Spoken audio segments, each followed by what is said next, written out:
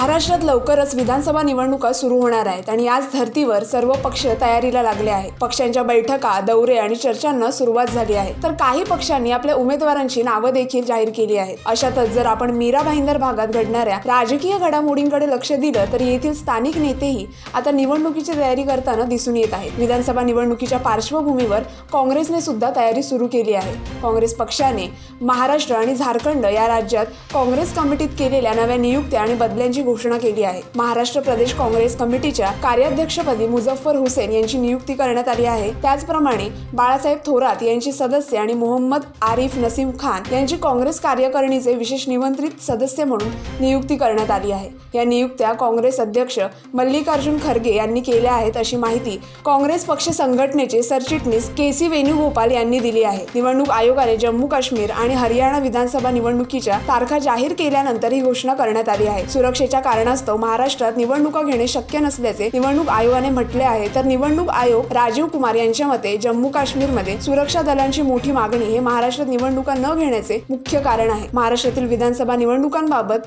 विचारले असता मुख्य निवडणूक आयुक्त म्हणाले, मागील वेळी महाराष्ट्र आणि हरियाणा विधानसभा निवडणुका एकत्र झाल्या होत्या, त्यावेळी जम्मू काश्मीर हा मुद्दा नव्हता, पण यंदा 4 निवडणुका आहेत आणि त्यानंतर लगेचच 5वी निवडणूक आहे, ज्यामध्ये जम्मू काश्मीर, हरियाणा, महाराष्ट्र, झारखंड आणि दिल्ली यांचा समावेश आहे। सुरक्षा दलांच्या आवश्यकतेनुसार आम्ही एका वेळी 2च निवडणुका घेण्याचा निर्णय घेतला आहे। जम्मू काश्मीरच्या निवडणुकीच्या मध्यावर आम्ही दुसरी निवडणूक जाहीर करू शकत नाही। त्याचप्रमाणे महाराष्ट्रात पडणारा पाऊस आणि एकामागून एक येणारे सण हे सुद्धा निवडणूक न जाहीर करण्यामागची काही कारणं असल्याचे निवडणूक आयोगाने सांगितले आहे। हरियाणा राज्याच्या विधानसभेचा कार्यकाळ 3 नोव्हेंबरला संपतोय, तर महाराष्ट्राचा कार्यकाळ 26 नोव्हेंबरला संपतोय। त्यामुळे निवडणूक आयोगाने जरी विधानसभा निवडणुकीच्या तारखा जाहीर केल्या नसल्या तरी महाराष्ट्रात वर्षाच्या शेवटपर्यंत विधानसभा निवडणुका घेतल्या जातील असा अंदाज बांधला जात आहे। यावेळी महाराष्ट्राच्या राजकारणात झालेले भूकंप पाहता यंदाच्या निवडणुकीत कोणता पक्ष बाजी मारतो हे पाहणं महत्त्वाचं ठरणार आहे। या संपूर्ण प्रकरणाबद्दल तुम्हाला काय वाटतं आम्हाला कमेंट करून नक्की कळवा आणि अशाच बातम्यांसाठी पाहत राहा MB लाईव्ह।